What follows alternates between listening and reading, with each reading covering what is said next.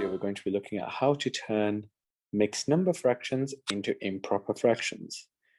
A mixed number fraction is a fraction that has a whole number and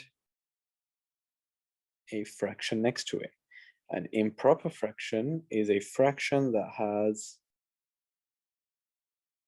a numerator larger than the denominator. For example, like so. So we're going to be turning this mixed number fraction into an improper fraction. The easiest way of doing it is by saying, well, previously when we turned improper fractions into mixed number fractions, we used containers. We could do the same thing again now. We could say that we have containers that have spaces for 4. We have 5 full containers, and our final container has 3 sweets within it. So you could say that these 5 containers, you could do 5 containers, each one has 4 sweets, which means that so far I have 20 sweets in the full containers, and I have a final container which has 3 sweets within it. So you could say my 20 sweets in the full containers plus my 3 sweets in my partially filled container gives me 23 altogether. So I now know that I have 23 sweets. So I now know my numerator number because I have 23 sweets in whole. These 23 sweets were shared in containers of how much? In containers of 4. So my denominator will be 4. Another way of looking at it is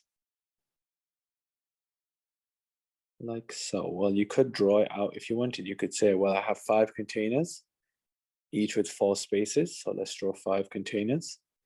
1, 2, 3, 4, 5. Each one is split into 4 because the denominator is 4. And these are all filled in. All 4 parts are filled in. So far we have 4, 8, 12, 16, 20 here. Now, as you can see here, we still have a fraction. So this fraction is our final container, which is partially filled